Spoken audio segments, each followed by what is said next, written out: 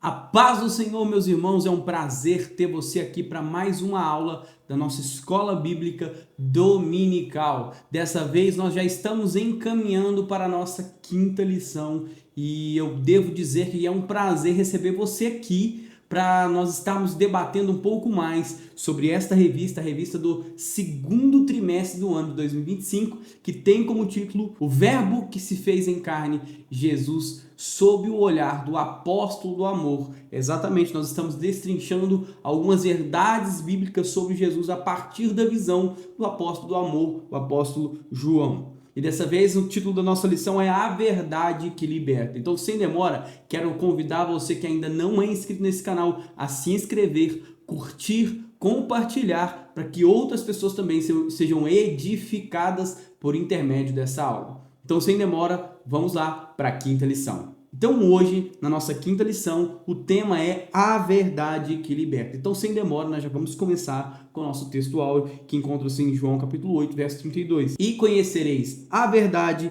e a verdade vos libertará. Tema excelente, nós vamos entender a partir da nossa verdade prática, então, que o verbo divino, Jesus Cristo, representa a verdade. Então, Jesus sendo a verdade, manifesta na história.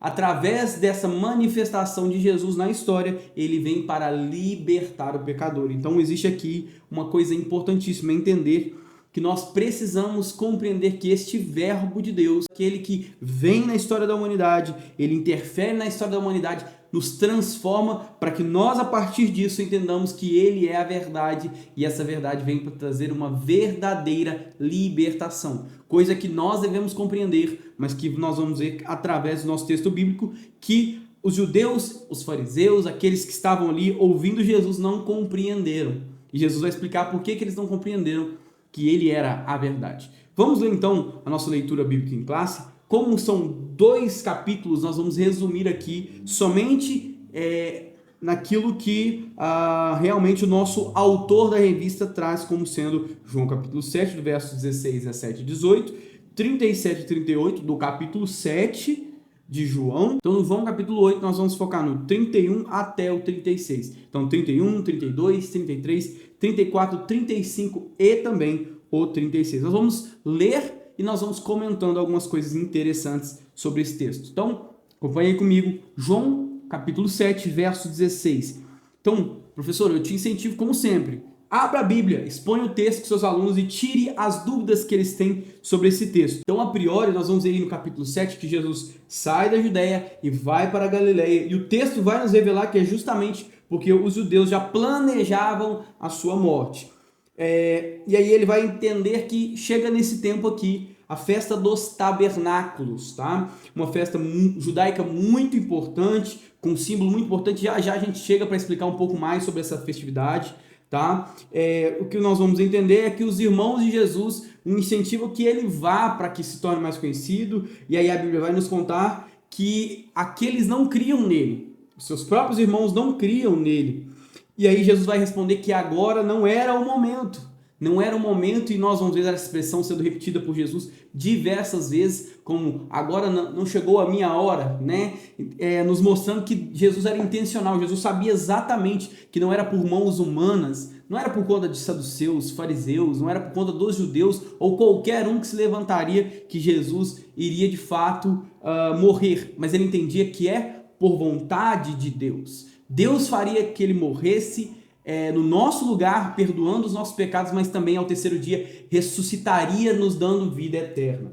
Então, Jesus de princípio vai falar que não era o momento, mas posteriormente a Bíblia vai nos relatar que ele vai se apresentar ali, né, na festa dos tabernáculos, e ele vai se apresentar de forma em que ele não causasse aquele tumulto, né? Embora ele já estivesse assim sendo bastante reconhecido. E o que nós vamos chegar e caminhar, né? Que Jesus ele vai começar a falar abertamente no templo, até que ele vai chegar no verso 16 dizendo: a minha doutrina não é minha. Então Jesus estava pregando ali abertamente no templo, e o povo se questionava, duvidava se ele era ou não Messias. Alguns criam que ele era profeta, outros já começavam a questionar se ele era o Messias, outros já criam que ele era o Messias. Então era uma multidão ali que tinha suas dúvidas, porque o que incomodava, o que causava espanto entre eles era justamente não a dicção, a eloquência, a oratória de Jesus, mas o conteúdo daquilo que ele falava. E talvez, assim como os escribas faziam, Jesus deveria se vangloriar, como eles faziam, daquilo que eles ensinavam, como se arrogando-se para si aquele talento natural para a fala, ou aquilo que eles carregavam, o conteúdo que eles expressavam. Jesus não. Jesus em momento nenhum se vangloria daquilo que ele apregoava, entendendo que o que ele carregava, o conteúdo que ele falava, ele vai falar justamente que a doutrina não é dele, era de Deus, era justamente daquele que o enviou. Então, em vez dele admitir que aquele conteúdo era algo que vinha dele, algo que era natural dos seus talentos, ou simplesmente dizer como os fariseus, como os escribas faziam, que era um ensinamento de algum mestre, Jesus não. Jesus ele vai levar aquilo que ele apregou, aquilo que ele fala, o conteúdo da fala dele justamente a Deus. E ele sendo Deus, não usurpou momento nenhum, querendo ser igual a Deus, mas elevou aqueles que o ouviam à vontade perfeita do Pai que o enviou. Isso é lindo, isso é magnífico, como Jesus nos mostra como verdadeiramente nós devemos servir. Não trazendo a glória para nós por aquilo que nós carregamos. Muitas das vezes nós somos como, na linguagem de Paulo, vasos de barro carregando um conteúdo que é riquíssimo. É aquilo que Deus nos entregou. Então nós não devemos nos vangloriar por aquilo que Deus nos entregou. Pelo contrário, aquilo que carregamos deve refletir a glória do Pai, assim como Jesus nos ensina. E aí, Jesus no verso 17 vai dizer: se alguém quiser fazer a vontade dele, pela mesma doutrina, conhecerá se ela é de Deus ou se eu falo de mim mesmo. Ou seja, quando Jesus ele ensina, quando ele fala, ele está falando justamente que você só sentirá que aquilo que ele fala provém de Deus verdadeiramente se você conhecer a Deus, se você tiver conhecimento de Deus. Então o que Jesus faz com seu ensino, sendo Deus, é refletindo a glória de Deus. Jesus nos dá uma aula de como nosso ministério, como nosso ensino, como nossa prática de vida, como nossa prática, vivência com Deus deve ser experienciada, deve ser experimentada, não em nós, mas refletindo a glória de Deus. E aquele que conhece a Deus entende que aquilo que Jesus fala reflete não a ele mesmo, mas o Pai que o enviou para fazer a vontade de forma plena, perfeita e agradável. E aí, no verso 37, que a nossa revista vai pular, e aí a gente entende aqui, novamente, professor, expõe o texto, fale com seus alunos, conte um pouco daquilo que acontece ali, onde os judeus começam a questionar Jesus, os fariseus ali, ouvindo a multidão, sussurrando e acreditando principalmente que Jesus era o Messias, eles começam a se levantar e causar alguns questionamentos. E aí vai falar no verso 37 que no último dia da grande festividade.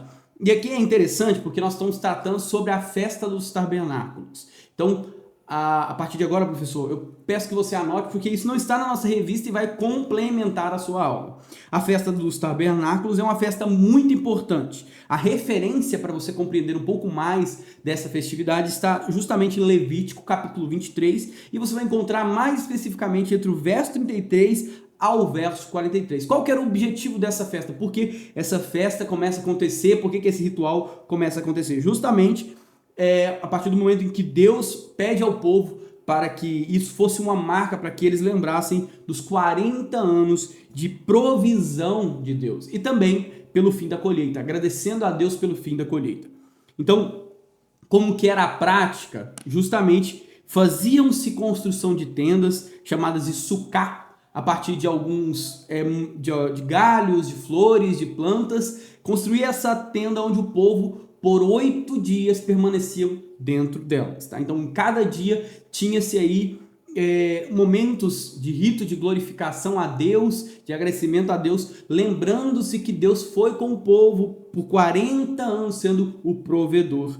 E aí é interessante que a festa dos tabernáculos, Jesus vai nos demonstrar aqui no verso 37 e 38, que é justamente algo que aponta, que simboliza o próprio Deus sendo manifesto na humanidade por meio do Verbo. Porque lá nós lembramos, lá em João capítulo 1, quando nós iniciamos essas lições, vocês vão lembrar comigo que lá no verso 14, João vai dizer que o Verbo se fez em carne e habitou. O termo original lá no grego é tabernaculou. O que isso representa? Fez morada no meio de nós. Isso é extremamente interessante, porque quando os homens construíam tendas, entendendo que aquilo ali é provisão de Deus, Deus estava simbolizando: haverá uma provisão maior representada pelo Verbo que vai fazer morada entre vocês. Mas infelizmente, por mais que Deus tenha vindo fazer morada, o que nós percebemos aqui no verso 16, 17, em todo o capítulo 7, é que os homens não entenderam que Jesus era a manifestação de Deus por intermédio, né, daquele que veio para cumprir a vontade perfeita, e ele fez morada, ele tabernaculou entre nós. Aí no verso 37 é justamente isso: no último dia, no oitavo dia, onde era interessante porque o oitavo dia provavelmente seja o dia mais provável de ser esse último dia, porque o oitavo dia era um dia como se fosse um acessório da festa dos tabernáculos. O que era feito ali? Os sacerdotes traziam água em um cântaro de ouro, tirada aquela água justamente do tanque de Siloé, e derramavam sobre o altar. Isso é interessante, porque esse era o símbolo, a representatividade da provisão divina. Então, quando se jogava água no altar, representava que Deus provia para os judeus, que Deus provia para o povo eleito. E aí, Jesus ele vai manifestar-se, pondo-se em pé, clamando e dizendo, e trazendo, arrogando-se para si a revelação de Deus, de que ele era a verdadeira fonte de água, a provisão verdadeira de Deus. E aí, nós podemos ler, né, no verso 37, e no último dia, o grande dia da festa, Jesus pôs-se em pé e clamou, dizendo: se alguém tem sede, venha a mim e beba. Quem crê em mim, como diz a Escritura, rios de água viva, ou rios que procedem para a eternidade, correrão do seu ventre. Isso é grandioso, é motivo de nós glorificarmos a Deus, porque o que Jesus nos mostra aqui é essa água que é derramada sobre o altar, essa representação de provisão divina, ela é passageira, ela não é eterna. Mas olha aqui, Jesus apontando para si, diz: eu sou a fonte de água viva, e quem tem sede, venha a mim e beba. Por quê? Porque quem bebe dessa água fará fluir rios de água viva, rios que não são passageiros, rios que não são momentâneos, rios que procedem para a eternidade. Glória a Deus por isso. E ele vai falar justamente que quem crê em Cristo como sendo a revelação de Deus, como sendo aquele que tabernaculou no meio de nós, vai ter em si, no seu ventre, no seu interior, fluindo água viva. Água que procede da eternidade. Esse é o capítulo 7. Olha que riquíssimo esse conteúdo que nós trouxemos até aqui. E agora no verso 8, nós lembramos aí, versos 7, 8 e 9 é uma tríade aí de capítulos que tem relação íntima entre si e que vão falar mais ou menos dos mesmos assuntos, focados de forma cristocêntrica na pessoa de Jesus enquanto revelação. E aí no verso 8 é justamente o capítulo da mulher adúltera, né? Que ela vai ser pega em adultério, de forma que os fariseus faziam isso justamente para colocar Jesus em algum tipo de contradição, mas que Jesus vai sair sublimemente, né? Jesus vai sair de forma sublime aí, justamente mostrando compaixão, mostrando misericórdia e mostrando como a graça se revela nas nossas vidas. E aí ele vai revelar no verso 12 até o verso de número 20, ele vai revelar ele sendo a luz do mundo, uma outra revelação. Lembra? Se você não estudou a última lição, eu te aconselho a voltar à lição de número 4, que lá nós falamos sobre as revelações de Jesus. São 7 revelações durante o evangelho do apóstolo do amor, do evangelho de João, segundo a visão de João, que Jesus vai fazer. Entre elas é que ele é a luz do mundo, eu sou a luz do mundo, é o que Jesus vai nos dizer. E aí, Jesus vai, de forma enfática, advertir o povo que estava ouvindo a partir desse cenário, né, até o verso de número 30, e aí nós entramos justamente no verso 31, onde Jesus ele vai demonstrar para nós aqui algumas lições importantes, justamente sobre como que nós demonstramos que a verdade está em nós. Como que nós demonstramos que a verdade, sendo Jesus, está plenamente sendo aplicada nas nossas vidas. Jesus vai dizer assim, Jesus dizia, pois, aos judeus, verso 31, que criam nele. Ou seja, então Jesus aqui não está falando para aqueles que não criam, para aqueles que murmuravam. Não. Jesus está falando para aqueles que criam. Então Jesus dizia, pois, aos judeus que criam nele, se vós permanecerdes na minha palavra, sereis meus discípulos. Então o que Jesus está nos ensinando aqui é que para nós sermos discípulos de verdade, que para nós sermos pessoas que aplicam em nossa vida aquilo que ele nos traz, só há uma forma, permanecer naquilo que ele fala, naquilo que ele ensina, porque ele vai falar assim, se nós conhecermos a verdade, é a verdade que nos libertará. Nós iniciamos lá no início dessa lição, nessa lição falando justamente sobre isso. Jesus é a verdade. E o relacionamento que ele nos diz aqui para vivermos plenamente nele é em conhecimento. O que isso nos quer trazer? Conhecer Jesus não é uma vida em que eu vou, em que eu estou, lembra da última lição, lição número 4? Não é um lugar, não é um momento. Conhecer é viver, é relacionamento. É o Deus Todo-Poderoso nos chamando para o relacionamento. O que Deus quer ter conosco, verdadeiramente, é um relacionamento. Então ele fala, conhecereis a verdade. Se relacione com Jesus. Porque é somente conhecendo Jesus, se relacionando com Jesus, que nós seremos verdadeiramente libertos. E aí nós vamos ver aí no verso 33, verso 34, que os judeus vão se enfurecer contra Jesus. Jesus no verso 34 vai dar uma resposta. Porque eles falavam assim, não. Como assim?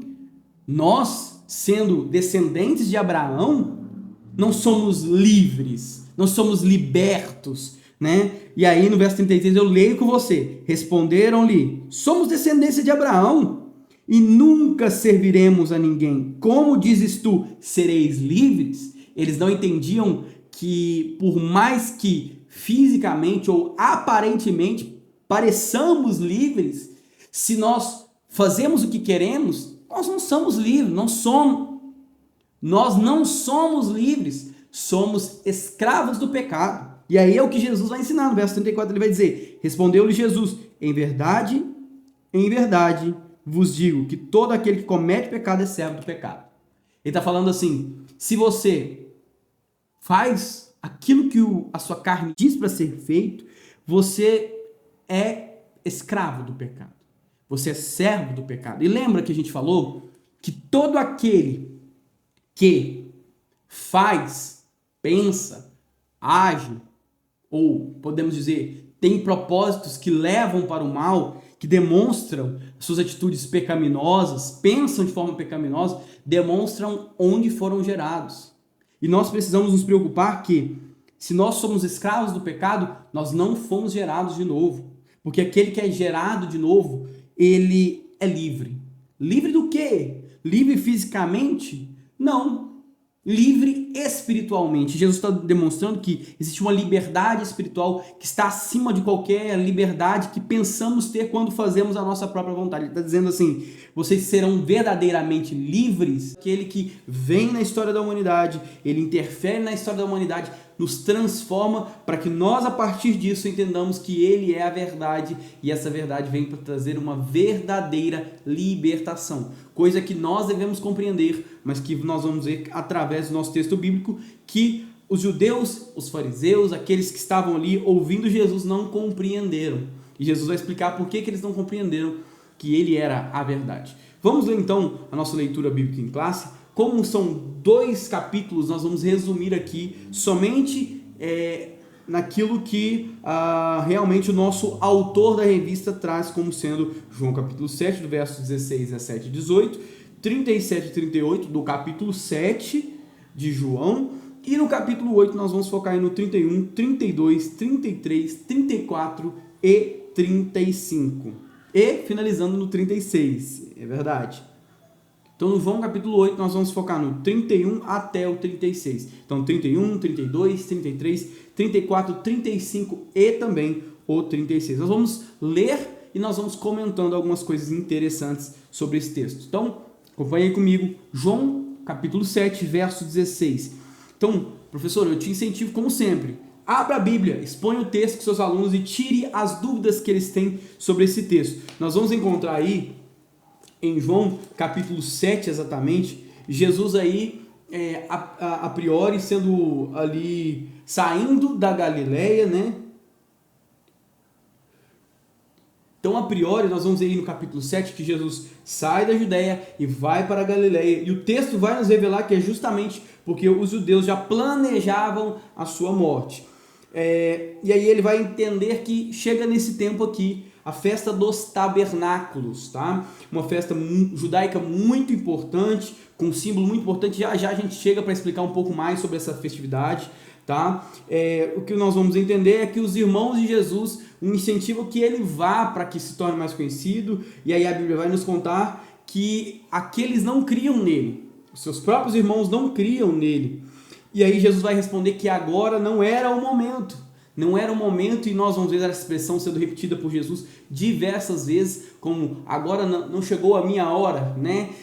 Nos mostrando que Jesus era intencional. Jesus sabia exatamente que não era por mãos humanas, não era por conta de saduceus, fariseus, não era por conta dos judeus ou qualquer um que se levantaria que Jesus iria de fato morrer, mas ele entendia que é por vontade de Deus. Deus faria que ele morresse no nosso lugar, perdoando os nossos pecados, mas também ao terceiro dia ressuscitaria, nos dando vida eterna. Então, Jesus de princípio vai falar que não era o momento, mas posteriormente a Bíblia vai nos relatar que ele vai se apresentar ali, né, na festa dos tabernáculos, e ele vai se apresentar de forma em que ele não causasse aquele tumulto, né? Embora ele já estivesse assim sendo bastante reconhecido. E o que nós vamos chegar e caminhar, né? Que Jesus ele vai começar a falar abertamente no templo, até que ele vai chegar no verso 16 dizendo: a minha doutrina não é minha. Então Jesus estava pregando ali abertamente no templo, e o povo se questionava, duvidava se ele era ou não o Messias. Alguns criam que ele era profeta, outros já começavam a questionar se ele era o Messias, outros já criam que ele era o Messias. Então era uma multidão ali que tinha suas dúvidas, porque o que incomodava, o que causava espanto entre eles, era justamente não a dicção, a eloquência, a oratória de Jesus, mas o conteúdo daquilo que ele falava. E talvez, assim como os escribas faziam, Jesus deveria se vangloriar, como eles faziam, daquilo que eles ensinavam, como se arrogando-se para si aquele talento natural para a fala, ou aquilo que eles carregavam, o conteúdo que eles expressavam. Jesus não. Jesus em momento nenhum se vangloria daquilo que ele apregoava, entendendo que o que ele carregava, o conteúdo que ele falava, ele vai falar justamente que a doutrina não é dele, era de Deus, era justamente daquele que o enviou. Então, em vez dele admitir que aquele conteúdo era algo que vinha dele, algo que era natural dos seus talentos, ou simplesmente dizer como os fariseus, como os escribas faziam, que era um ensinamento de algum mestre, Jesus não. Jesus ele vai levar aquilo que ele apregou, aquilo que ele fala, o conteúdo da fala dele justamente a Deus. E ele, sendo Deus, não usurpou momento nenhum, querendo ser igual a Deus, mas elevou aqueles que o ouviam à vontade perfeita do Pai que o enviou. Isso é lindo, isso é magnífico, como Jesus nos mostra como verdadeiramente nós devemos servir. Não trazendo a glória para nós por aquilo que nós carregamos. Muitas das vezes nós somos como, na linguagem de Paulo, vasos de barro carregando um conteúdo que é riquíssimo. É aquilo que Deus nos entregou. Então nós não devemos nos vangloriar por aquilo que Deus nos entregou. Pelo contrário, aquilo que carregamos deve refletir a glória do Pai, assim como Jesus nos ensina. E aí, Jesus no verso 17 vai dizer: se alguém quiser fazer a vontade dele, pela mesma doutrina, conhecerá se ela é de Deus ou se eu falo de mim mesmo. Ou seja, quando Jesus ele ensina, quando ele fala, ele está falando justamente que você só sentirá que aquilo que ele fala provém de Deus verdadeiramente se você conhecer a Deus, se você tiver conhecimento de Deus. Então o que Jesus faz com seu ensino, sendo Deus, é refletindo a glória de Deus. Jesus nos dá uma aula de como nosso ministério, como nosso ensino, como nossa prática de vida, como nossa prática, vivência com Deus deve ser experienciada, deve ser experimentada, não em nós, mas refletindo a glória de Deus. E aquele que conhece a Deus entende que aquilo que Jesus fala reflete não a ele mesmo, mas o Pai que o enviou para fazer a vontade de forma plena, perfeita e agradável.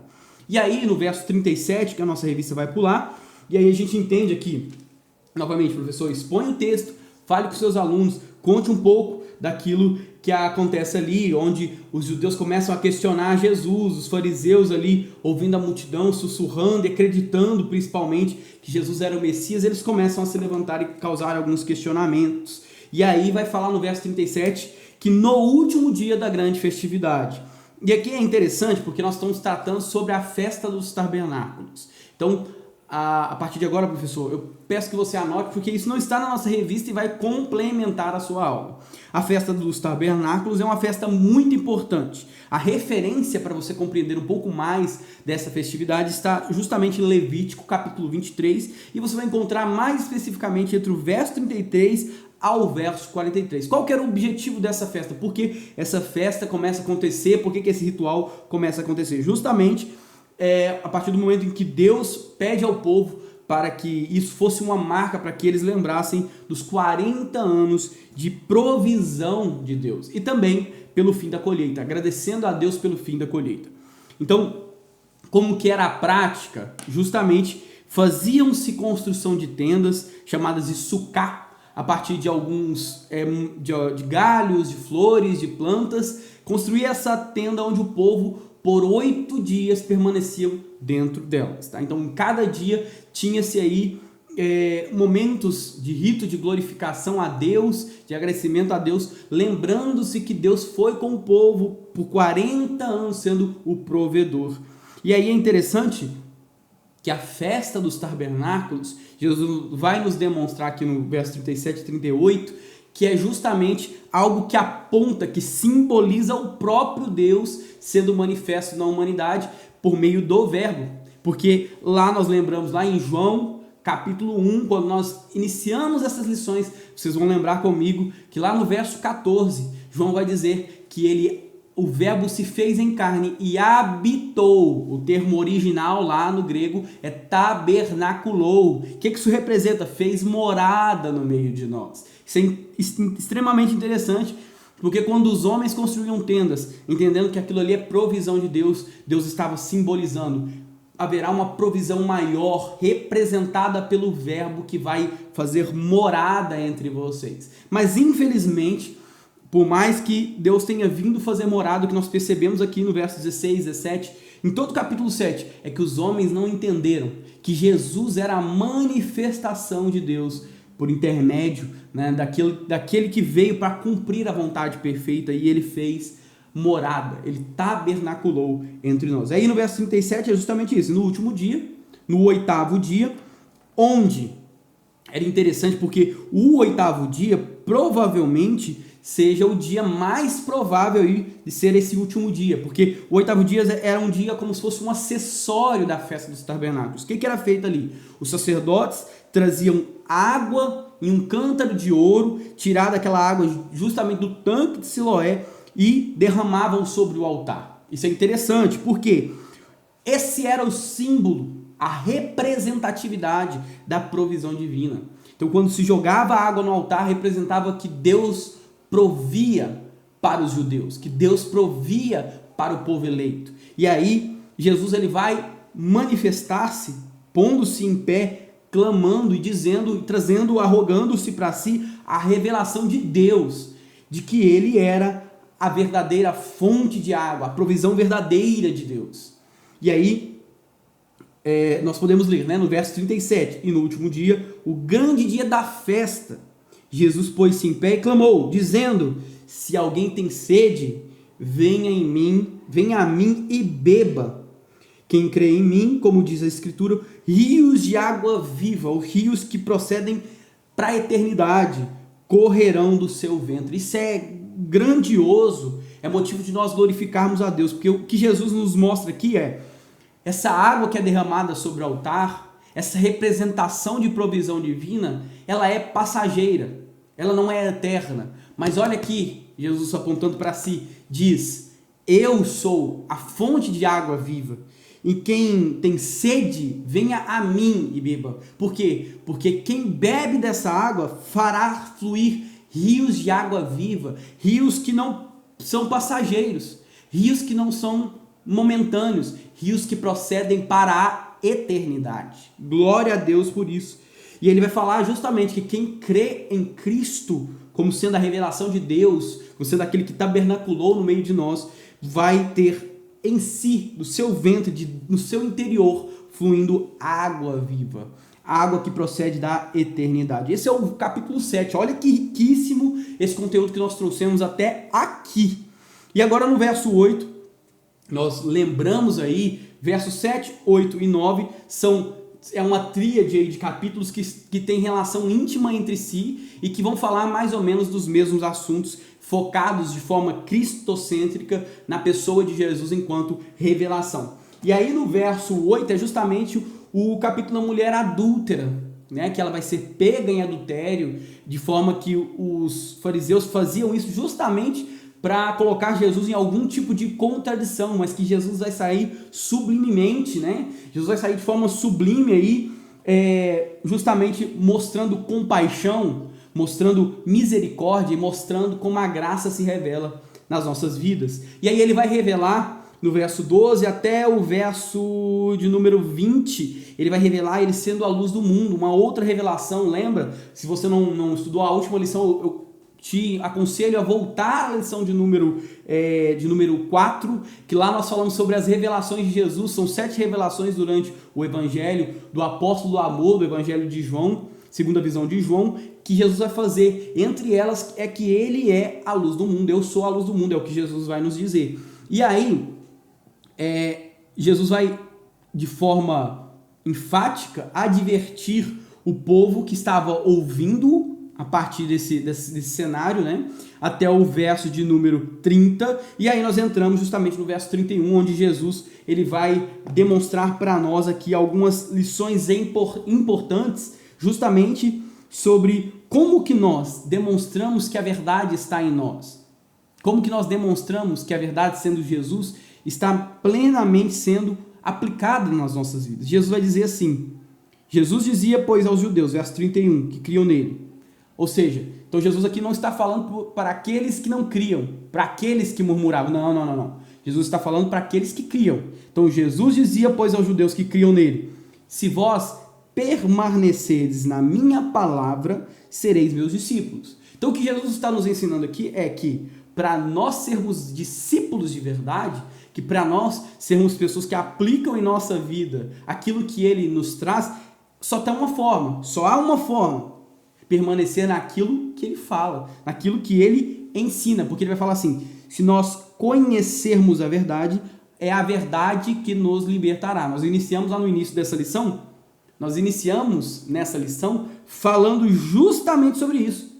Jesus é a verdade, e o relacionamento que ele nos diz aqui para vivermos plenamente nele é em conhecimento. O que isso nos quer trazer? Conhecer Jesus não é uma vida em que eu vou, em que eu estou, lembra da última lição número 4? Não é um lugar, não é um momento. Conhecer é viver, é relacionamento.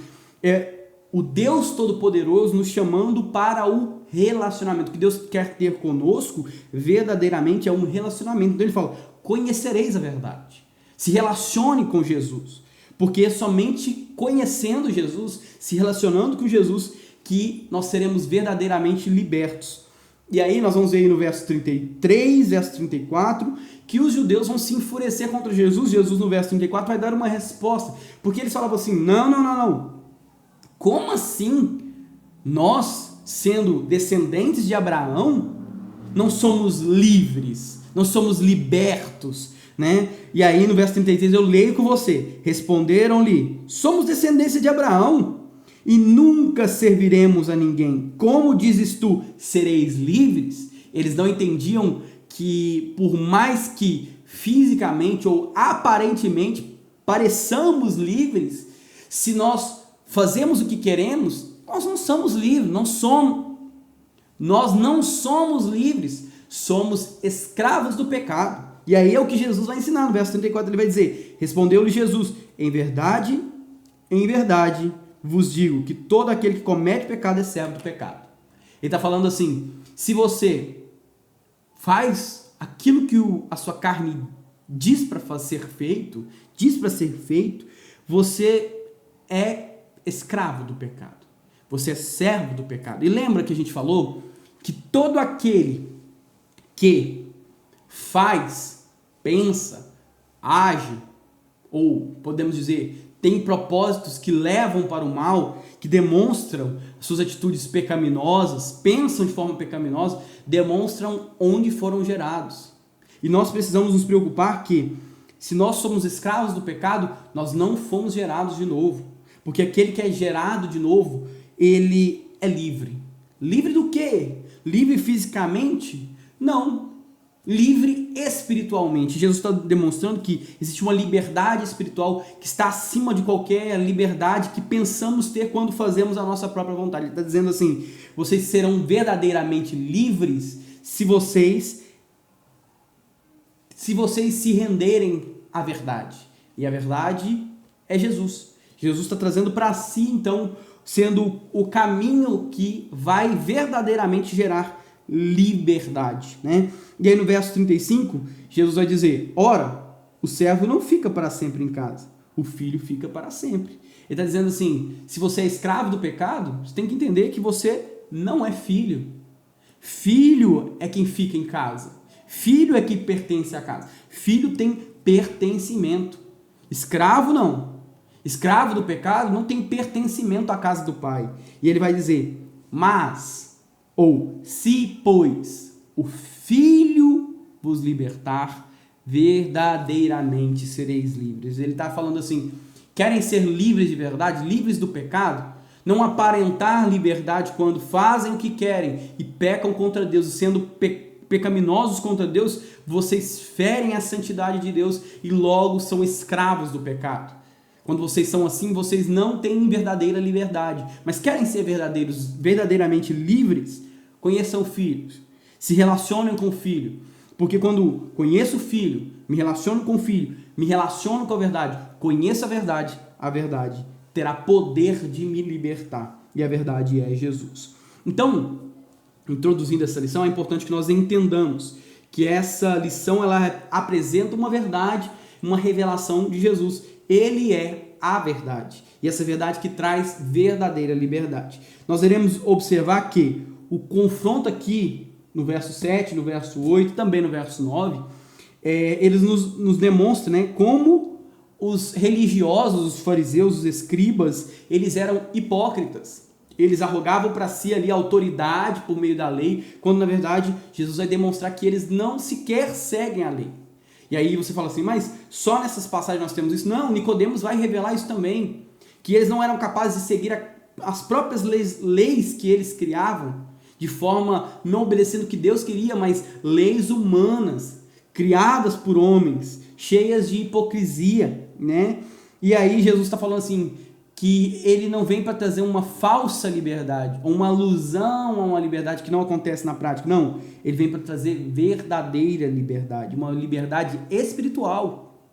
E aí, Jesus vai nos mostrar que ele, sendo a fonte dessa liberdade, dessa libertação, ele vai gerar novo nascimento para todos aqueles que um dia foram servos do pecado. Isso é importante. Então, professor, são 3 objetivos dessa lição. O primeiro delas, explicar a verdade em Jesus, desde a sua saída da Galileia para Jerusalém. Segundo, nós vamos descrever Jesus como uma verdade diante dos fariseus. E terceiro, pensar em Jesus como uma verdade que liberta o pecador. São essas três ênfases que nós devemos dar nessa lição. a verdadeira liberdade, ela ultrapassa então as restrições externas. O que é pecado? Não fazer isso, não fazer aquilo, não fazer aquilo outro, não fazer aquilo outro. Isso é restrição externa. Jesus está mostrando que quando nós somos nascidos e esse nascimento sendo gerado pela verdade, e a verdade que liberta de verdade, nós devemos entender que ela é uma libertação do domínio do pecado. Nós sequer preocupamos com aquilo que são restrições externas. Nós preocupamos apenas em fazer a vontade de Deus. Então, Jesus ele nos demonstra justamente que é mais do que se preocupar com restrições externas. É enxergarmos que quando somos nascidos pela verdade, e a verdade nos traz essa libertação, somos libertos da escravidão do pecado para começarmos a ter uma vida em que fazer a vontade do Pai é mais importante do que definitivamente preocuparmos apenas com quesitos hipócritas, farisaicos, de práticas, de hábitos. Nós começamos a entender que Jesus é essa verdade encarnada e fazer a vontade dele é tudo que queremos verdadeiramente. Então, no nosso primeiro tópico, Jesus, a verdade em Jerusalém. Nós percebemos coisas que nós já notamos, já comentamos, que Jesus vai ali da Galileia para Jerusalém e ele evitou primeiramente ir justamente para Jerusalém porque ele sabia que os judeus planejavam matá-lo. Então, qualquer situação que fosse ali de forma emblemática, causasse algum tumulto, seria fortemente evitado, seria fortemente contido e geraria ali algo que não era a intenção de Jesus naquele momento, que ele entendia. Ele tinha plena consciência de que não era sob a influência humana daqueles que estavam lá na Cidade Santa que ele iria ser morto, mas pela vontade e orientação do Pai. Então Jesus entendia que de fato não era por vontade humana que ele andava, que ele seguia, que ele realizava, mas pela vontade do próprio Deus. E aí nós podemos compreender que Jesus ele sobe discretamente, como nós comentamos, até Jerusalém durante a festa dos tabernáculos, porque ele vai justamente referir a esse momento de se entregar, né? Ser morto, ser crucificado, sepultado e cumprir a justiça divina. Né? Ele vai falar isso em Mateus capítulo 20, João capítulo 8, né? Verso 20.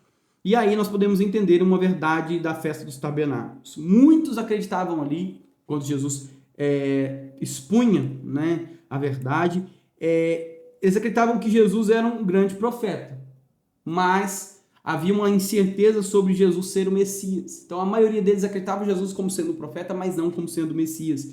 E nós devemos entender que Jesus ele é realmente o Filho de Deus e tudo o que ele ensinava continha uma única verdade que o mundo desconhecia. Ele era o próprio Deus encarnado, o verbo que veio para fazer a vontade de Deus. Ele vai falar em João 14, verso 6, que ele era a verdade, o caminho e a vida. Né? E não há outro meio para conhecer, para estar, para se encontrar, para religar o homem a Deus. Né? Então Jesus vai falar ali entre o verso 16 a verso 19 que aquela verdade era a verdade que provinha diretamente do próprio Deus.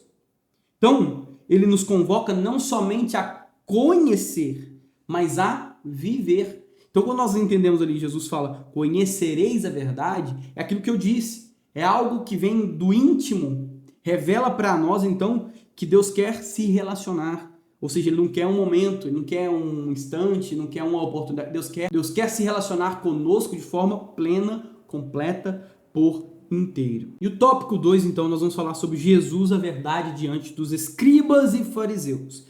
Nós vamos começar comentando, então, ali no início do capítulo 8, na verdade, que Jesus ele é posto à prova pelos líderes judaicos justamente quando ele, expondo a verdade, a multidão ansiosa, ele se encontra diante daqueles que trazem uma mulher pega, apanhada, adultério, para ser julgada publicamente. Nós vamos encontrar isso em João, verso 3 a verso 5. E qual que era a pena para uma mulher pega em adultério? Ambos deveriam ser apedrejados. Por isso eles vão questionar Jesus. Para quê? Jesus, negando que ela fosse apedrejada, eles logo condenariam que ele não segue a lei de Moisés.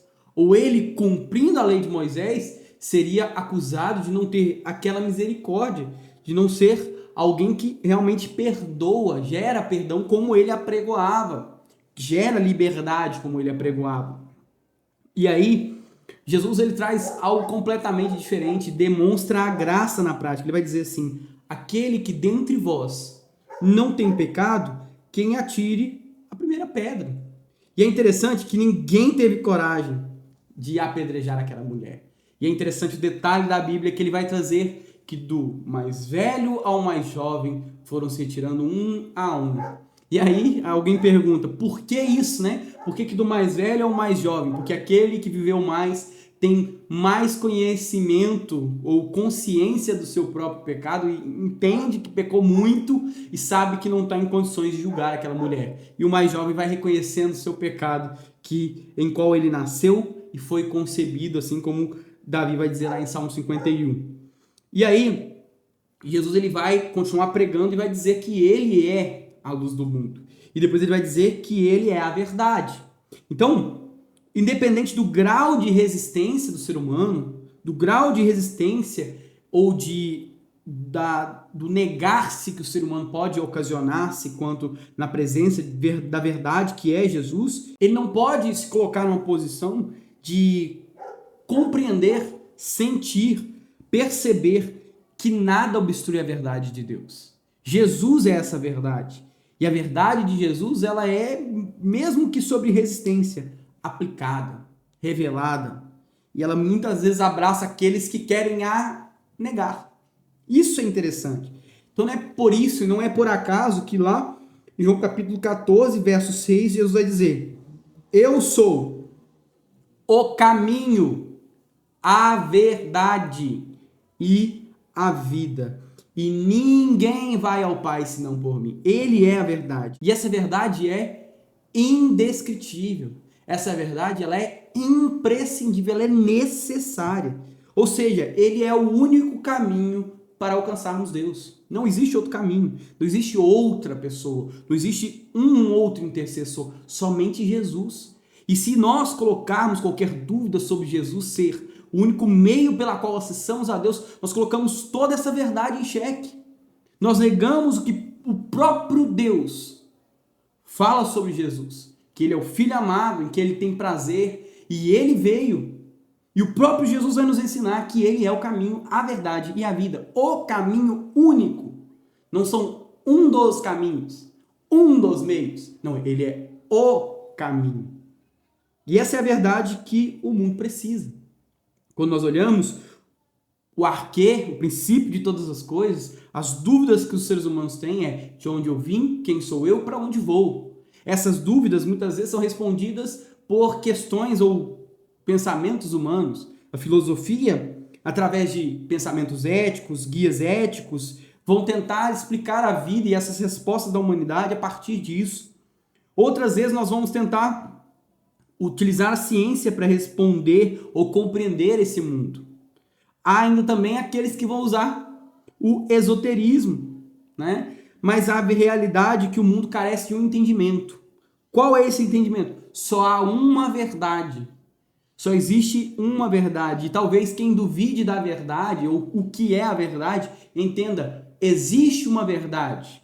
E a verdade que o mundo precisa conhecer passa por Jesus, porque Jesus é a própria verdade encarnada. Esse verbo é uma manifestação do próprio Deus que mantém a relação com os seres humanos.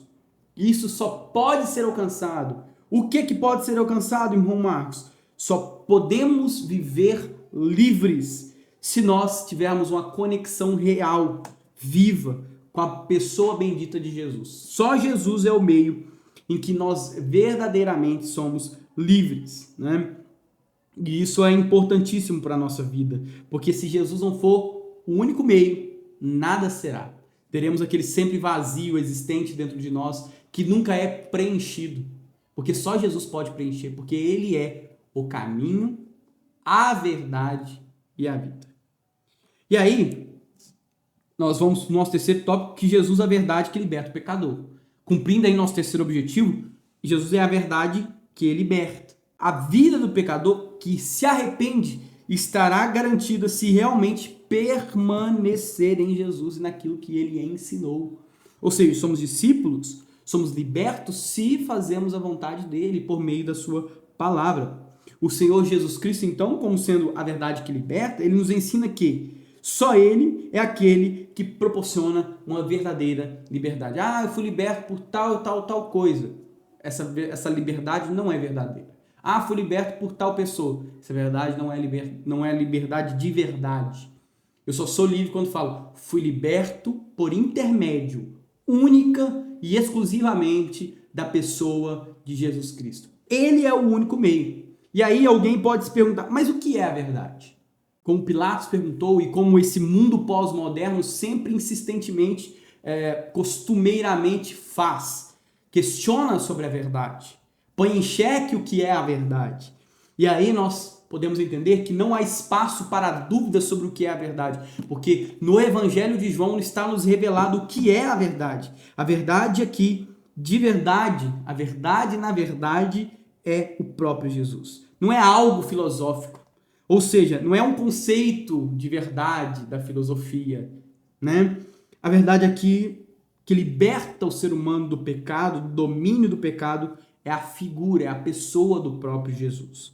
Ou seja, Jesus é a verdade que proporciona libertação, restauração e uma vida nova. Ou seja, ele é o único meio que nos causa, que nos pode gerar vida eterna, verdadeiramente.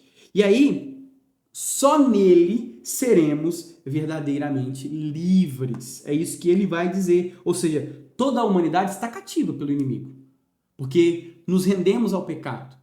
E aí nos assemelhamos ao próprio diabo, ao próprio Satanás. É o que Jesus vai falar ali no encaminhar do capítulo 8. Quando nós somos escravos do pecado, nós não somos filhos de Abraão. Não somos descendência de Abraão. Não somos filhos de Deus. Quando nós somos escravos do pecado, nós estamos sob o poder do diabo. Nós estamos sob o poder de Satanás. Nós somos filhos de Satanás. Essa é a verdade que Jesus vai nos ensinar. Se você é escravo do pecado, se faz o que quer, se você faz o que você quer, você não é servo de Deus, você não é filho de Deus, você é servo, você é filho de Satanás. Nós só somos filhos de Deus quando nós conhecemos e nos relacionamos com a verdade. E a verdade é o próprio Jesus, que encarnou, morreu por nós e nos deu vida eterna, ressuscitando, estando à direita do Pai. Se não conhecemos a verdade, se não nos relacionamos com Jesus, se não vivemos sobre aquilo que ele nos ensina, somos filhos do diabo e não filhos de Deus. Só será filho de Deus aquele que fizer a vontade do próprio Deus, por intermédio de Jesus. A verdadeira liberdade em Cristo, então, está ligada à nossa semelhança com ele. Enquanto vivemos no mundo, nós não podemos nos semelhar ao mundo, mas devemos nos transformar a cada dia. E essa transformação passa por, a cada dia, sermos mais parecidos com Jesus, mais semelhantes à pessoa de Jesus. Então é uma experiência espiritual. E aí nós podemos concluir que a verdadeira liberdade só acontece por intermédio de Cristo Jesus. A verdade de Cristo proporciona uma autenticidade. Qual? A autenticidade de sermos libertos. Só ele pode causar esse impulso de verdade em nós.